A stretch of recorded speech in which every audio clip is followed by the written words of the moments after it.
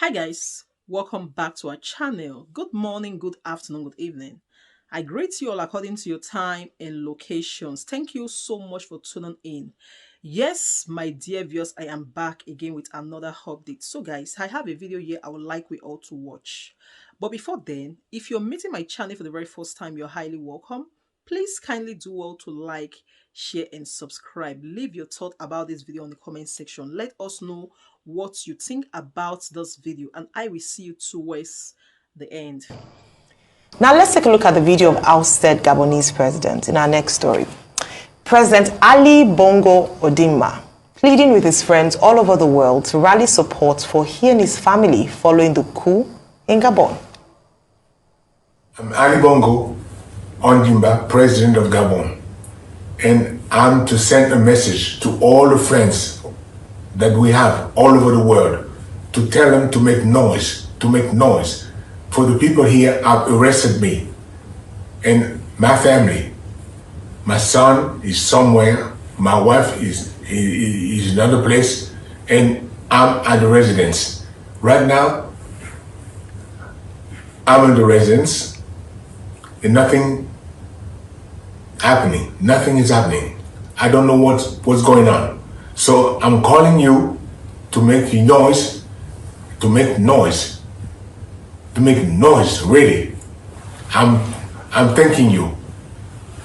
Thank you.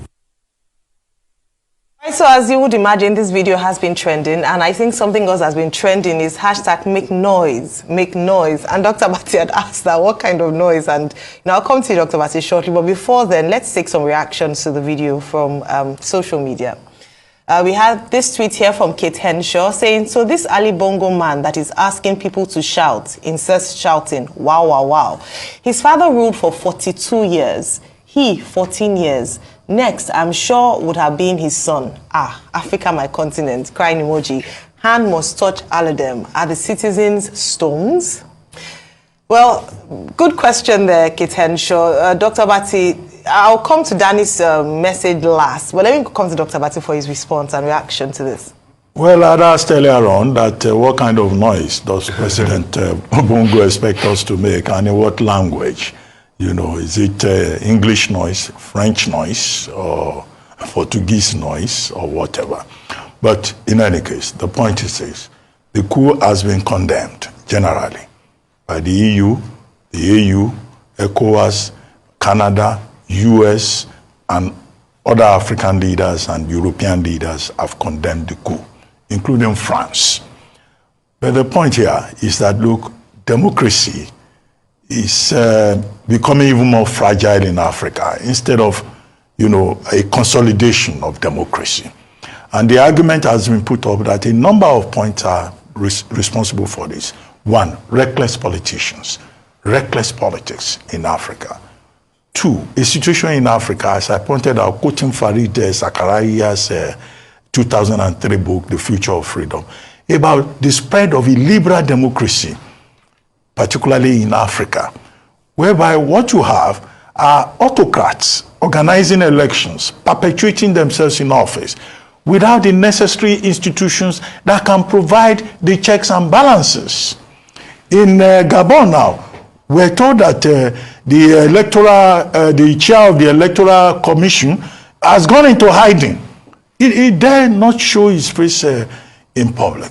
And the coup makers, they've said, look, the election was flawed, it was also fraudulent, and that election will not be allowed to stand. So African leaders must take their cue from what is going on in Gabon.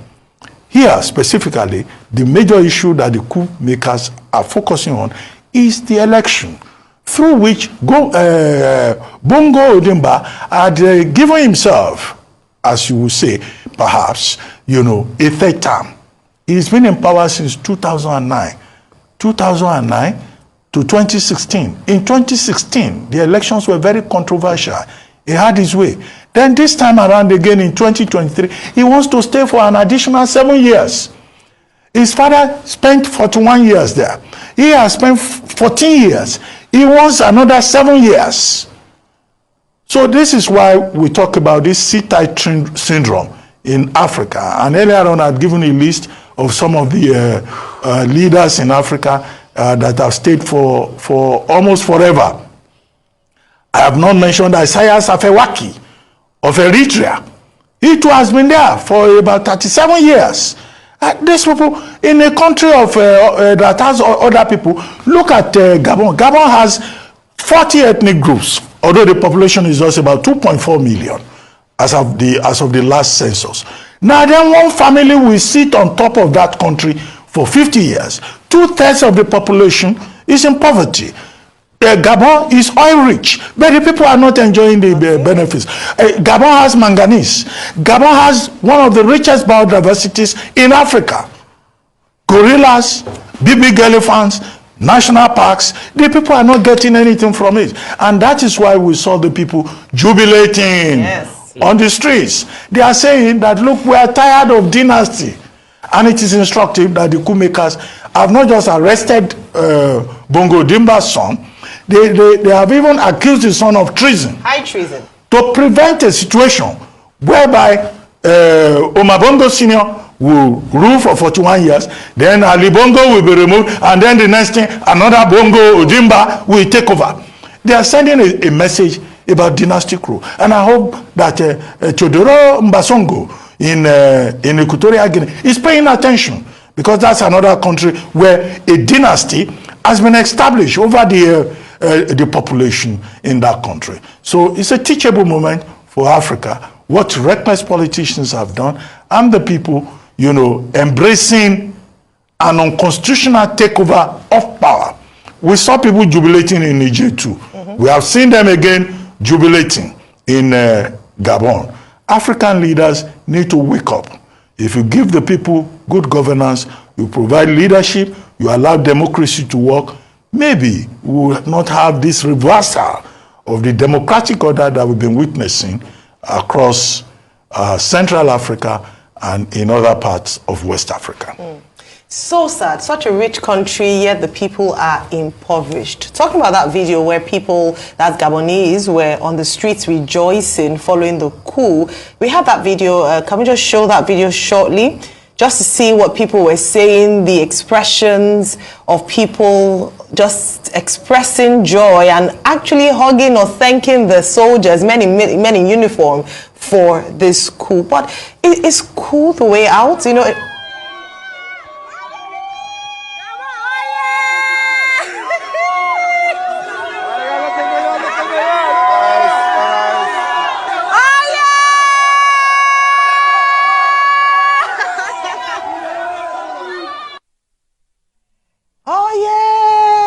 they're happy. Before I come to you, I want to take us back to this video that's now come up. It's re-emerged following this coup of a time when the Gabonese president, ousted president now, Ali Bongo, was sitting for fireside chat at the Side Business School in Oxford University in October 2018. This video is now trending again because, of course, what's happening in Gabon. He was asked a question about term limits in Africa. So here's the question.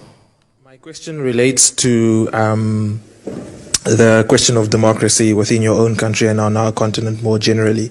Being at an institution of educational excellence, one of the core theses of democracy is that term limits are one of the key ingredients to ensuring that a democracy thrives. And that is a principle that is seen within the Constitutive Act of the African Union, for example. And yet, for all the progressive reforms that you've introduced economically, some of the, in my view, regressive reforms is to remove term limits for presidents in your country.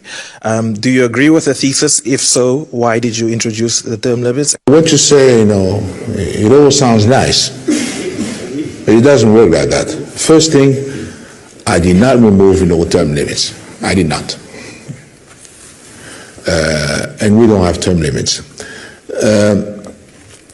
Term limits, you know, I would say, frankly, that sounds sexy, but it ain't working.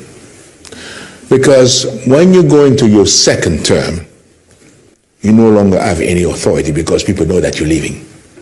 And your second term is a completely loss because it starts problems for your succession and people within your own party and they start, you know, fighting and no one listens to you anymore. And we've discussed that, with various African leaders, and they all conclude to the same. Now, why is it still applied? It's because some African leaders think that, it's going to please you guys here. That's why they do it. But they really don't believe in it, because on the ground, they see the difficulty, And so I don't believe that, term limits, improve, democracy. I don't believe in that, and we've seen that, in many cases in Africa.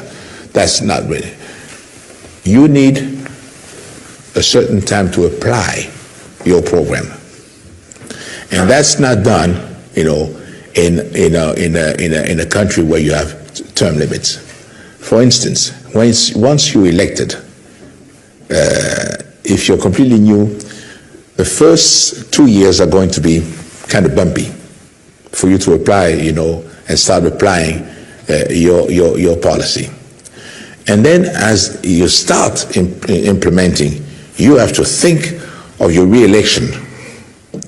And that means that if you have tough measures, to apply. Words on marble by President Ali Bongo in 2018. 5 years, or how many years later? Yeah, 5 years later. We are going back, you're revisiting that video where he says term limits don't work in Africa. Rufai, what do you think?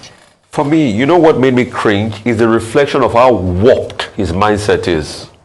And these are the mindsets of African leaders, so a lot of them have very warped mindsets. He's talking about re-election. Why doesn't he say that re-election should be based on the performance of the leader in the first place? Why do you need 2 terms if you can achieve what you said to achieve? Term limits. Are you going to be there forever in the first place? Are you not there at the mercy of the people? So why are you concerned about re-election? Is it a must you must come in? If the people say they don't want you, then you go. But you see, that's what the leaders do. They build all sorts of very terrible mindsets. They don't allow the institutions work. They become strong men as against having strong institutions. So they suppress everybody possible, and they want to perpetuate themselves in power. And that's why you are having all these coups going on. I mean, while Dr. Bati was talking of all the leaders that perpetrated them, another man is close to him, the Sasun Geso. Yeah. Our too has been around for a while. The Yedema family too has been around for. What did he want to do in 14 years? He kept on rigging and putting himself in power and doing all sorts. Now you're saying term limit ain't sexy. Who sent him American things? Anyway, by the way, he's also a musician. He released a track record in the 70s. He tried to do funk and blues. Term limit ain't sexy. My brother, term limit is sexy. It's lovely. It's great. That's why we have a democracy. The greatest power should be with the people, and that's why the people should come out and, like Thomas Sankara, and say, "Abba," with all these leaders. Can you imagine the effrontery to justify it? And he's doing Barry White's voice. Term limit ain't sexy. What nonsense are our leaders spewing? He's talking about second term. What nonsense! And that's why I was happy that everybody fought out a very nefarious third-term agenda in this country.